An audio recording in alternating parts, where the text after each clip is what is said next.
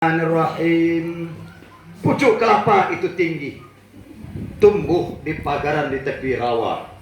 Di dalam acara kami terpanggil berganti-ganti. Akhirnya terpanggil pula saya. Supaya siang bentuknya hari, supaya terang bentuk bulan purnama, supaya sama-sama senang rasa di dalam hati. Sambutlah salam untuk keselamatan kita semua. Assalamualaikum warahmatullahi wabarakatuh. Waalaikumsalam warahmatullahi wabarakatuh. Alhamdulillah, alhamdulillahilladzi anzala ala abdihil kitab wa lam yaj'al lahu iwaja qayyiman liyunzila ba'san sadidan min ladunhu wa yubassiral mu'minin alladzina ya'maluna shalihat anna lahum ajran hasanah. Ashhadu an la ilaha illallah wahdahu la syarika lah wa ashhadu anna Muhammadan abduhu wa rasuluh la nabiyya ba'da amadu. Untuk kalimat penghormatan, maaf Pak Kades, pembina Majelis Taklim, saya tumpang saja kepada pembicara-pembicara yang telah terdahulu. Lantaran si Konde berjalan terus, hari menyongsong sore, entah menyongsong hujan pula setelah itu. Anginnya sudah ada, mudah-mudahan angin ini membawa jauh. Amin. Kalimat pertama, saya hadir di sini sengaja diundang. Ibu udah kenal saya? Belum. Pernah nonton televisi? Pernah. Pernah nggak nonton saya dakwah dalam televisi? Baca koran pernah, media nasional, koran Tribun pernah baca? Jadi adanya seorang manusia di sini, perempuan, beliaulah yang menghubungi istri saya di tengah-tengah kesibukan kami untuk mengisi acara pada sore hari ini, yaitu Bu Eva. Ya, kebetulan beliau dengan istri saya satu perjuangan, satu bangku dalam menuntut ilmu. Biasanya ibu bapak jangan curiga, istri saya bawa atau dia mau ikut, dia cemburuan. Tidak pernah dia cemburuan. Bahkan balik tengah malam, coba silakan tanya, berangkat dari sebuah daerah, kabupaten dan provinsi yang jauh, saya kemalaman pulang, dia tahu siapa suaminya. Maka dari itu ibu bapak sekalian, pada kesempatan yang baik ini saya mau mengajak kita, mau dah? Mau diajak kemana? Ajakan saya tidak pernah salah. Apa ajakan saya kepada seluruh jemaah, mulai dari pelosok sampai ke kota-kota besar? Balik dari acara ini masih ketemu dengan sofa yang 1,5 meter tebalnya, walaupun belum lunas. Berarti masih ada ajal, masih ada usia untuk melanjutkan hidup ini. Betul? Betul. Balik ke rumah, ternyata suaminya yang tidak ada, masih ketemu suami. Pada suatu ketika, tinggalkan semua pekerjaan, tolong tengok matahari hampir tenggelam. Tengok matahari yang hampir tenggelam. Jangan waktu rame-rame macam ini, seorang diri. Lalu tanya ke diri sendiri, ya Allah, Anta ya Rabbi. Siang dan malam kita meminta ampun kepada Allah. Saya mengajak gunakan kalkulator akhirat. Kalau saldo kita tidak punya, apa yang akan diterima dan apa yang akan diambil? Apa maksud saya kalkulator akhirat? Pegang kepala, usap muka ke dada. Ya Allah, sudah berapa banyak dosa yang saya perbuat? Balik dari sini, semuanya harus matematika akhirat dimainkan. Sudah berapa banyak dosa yang saya lakukan? Dari umur 15 tahun dulu sampai sore hari ini, sudah berapa banyak dosanya? Yang kedua, pegang kepala, raba dada. Sudah berapa banyak saya berbuat pahala selama ini? Apakah pahala sudah sanggup menutup dosa sebanyak itu atau belum? Mana untuk ke surga saya? Makanya saya bangga tadi, Bapak Pembina. Istilah malu itu tidak boleh sebenarnya. Kami juga sama istri saya sudah mbah-mbah bawedok. Kalau mau ngomongnya, akeh kata senjaking Jawi, dia buatan. Oh ya sudah, terapi. Nggak ngerti. Nggak ngerti, Pak. Orang Minang ada di situ? Nggak ada ya? Medan ada? usah bohong banyak ya. Sekampung sama aku dianya. Tapi lain marga barangkali ya. Dalam aja Sumatera ini belum kenal dia. Rugilah orang menonton dalam televisi lewat koran.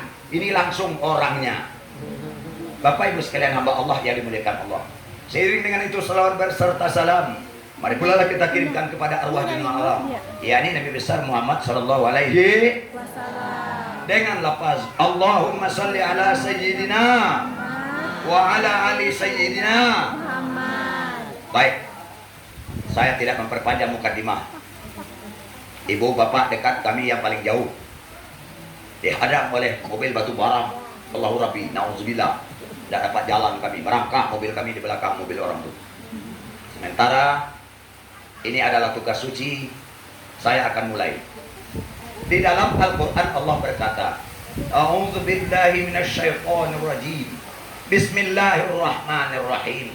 Wa ma khalaqtul jinna wal ins illa liya'budun. Tidak aku ciptakan jin dan manusia di bumi ini. Tujuan Allah apa? Supaya mengabdi beribadah kepadanya. Puncak ibadah segala sesuatu yang baik mulailah dengan membaca bismillah, supaya diridai Allah, supaya hati jadi terang, pemikiran jadi tenang. Yuk kita baca bismillah sama-sama. Bismillahirrahmanirrahim. Kisah Maulid Nabi dimulai.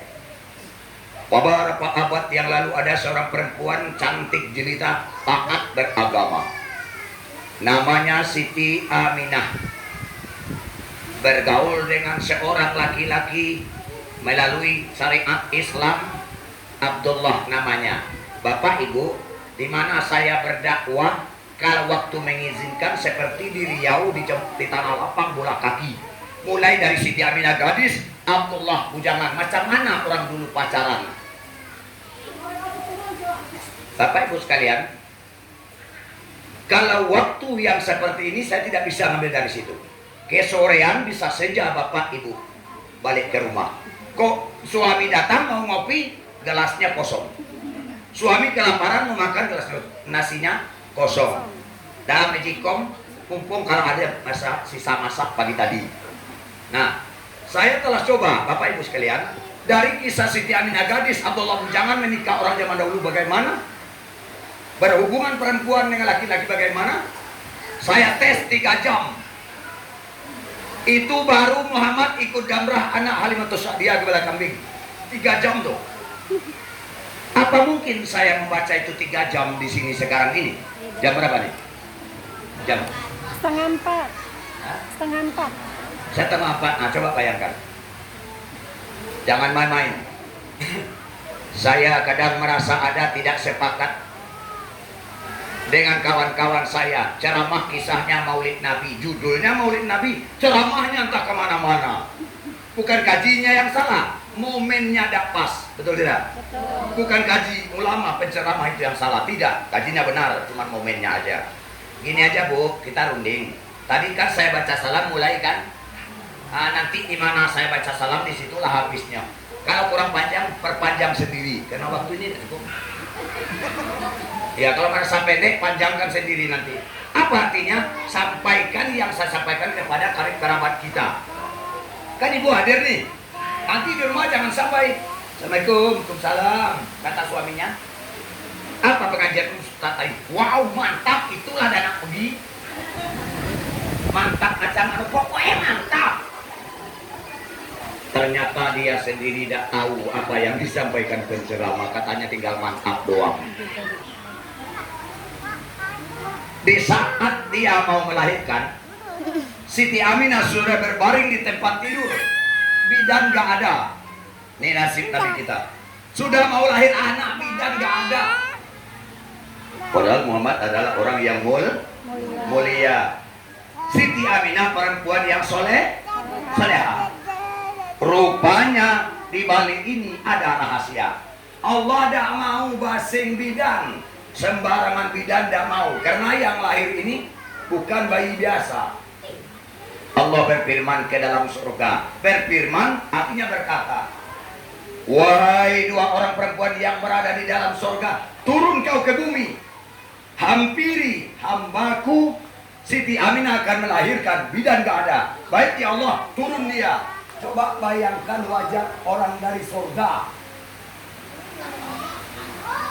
Setelah turun dua orang bidan dari surga, Siti Maryam dan Siti Asia, satu bertekuk lutut di puncak kepala Siti A. Yang kedua bertekuk lutut, duduk bersimpu di ujung kaki Siti Aminah. Lalu Siti Aminah nangis. Kenapa dia nangis? Ngadah ke atas. Ya Allah, Anta ya Rabbi, apa yang akan terjadi pada diriku?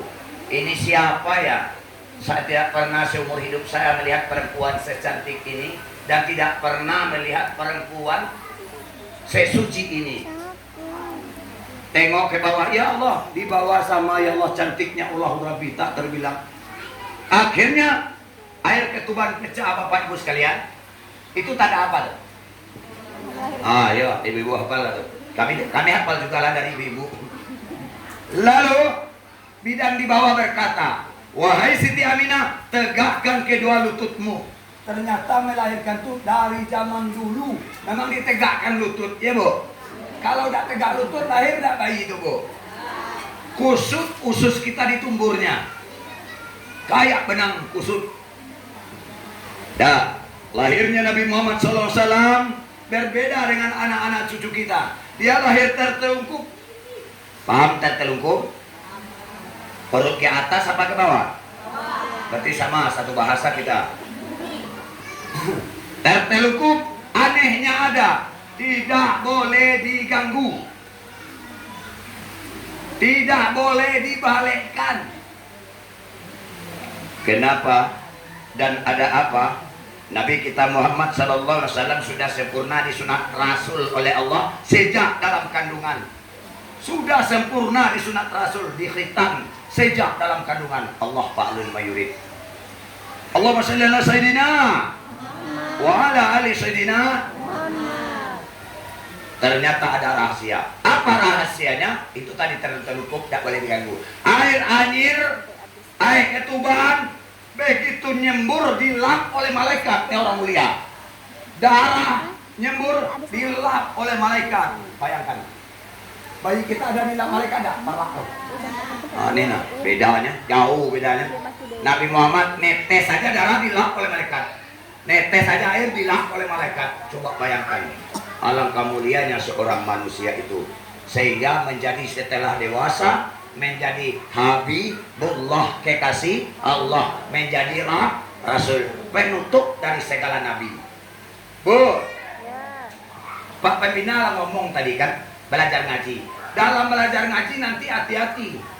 Maksud saya, nanti ada lagi nabi sesudah Muhammad beberapa tahun yang lalu masuk penjara.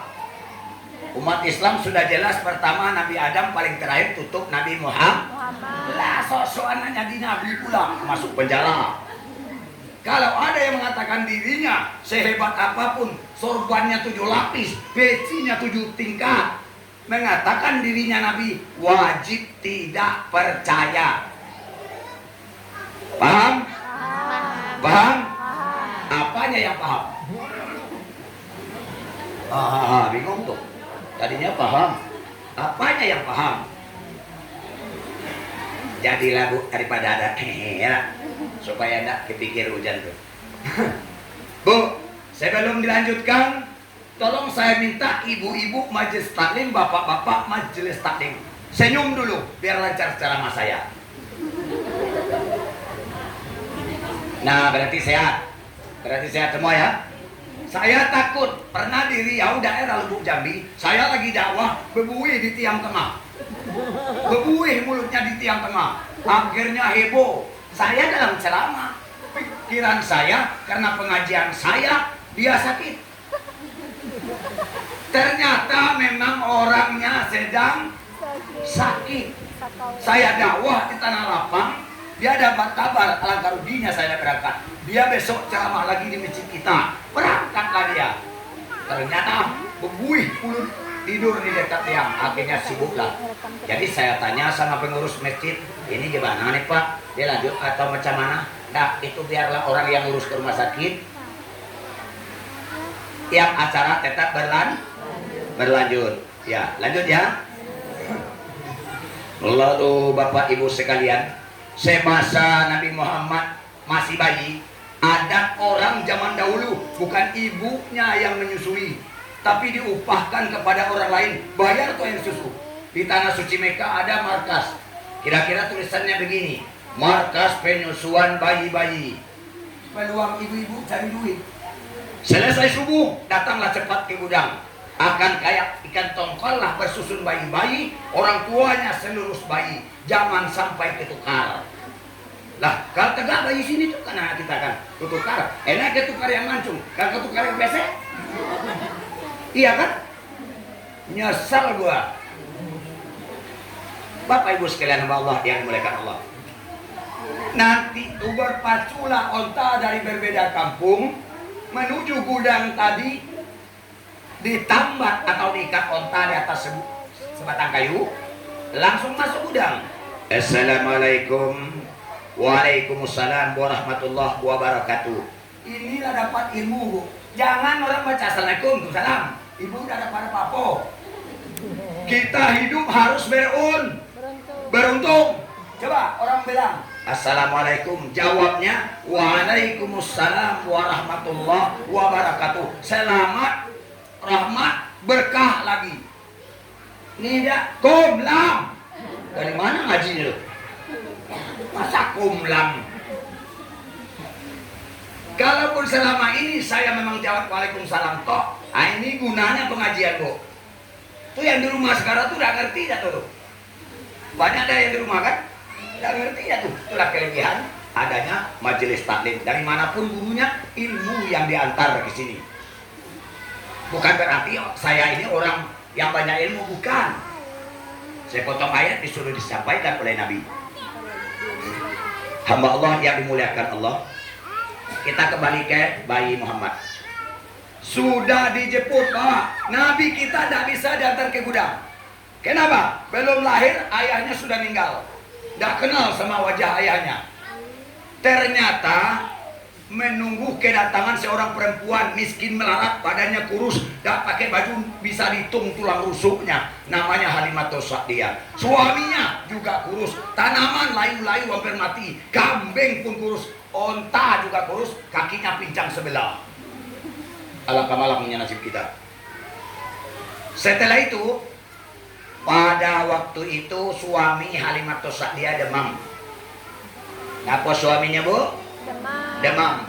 Istri yang pengertian. Zaman dulu orang cari buah-buahan ke hutan belantara. Dulu banyak hutan, sekarang habis jadi kebun sawit, kebun karet. Betul? Nah, cari rambutan ke hutan, cari duku ke, cari kelingking ke. Agak loyo namanya nih? Hutan.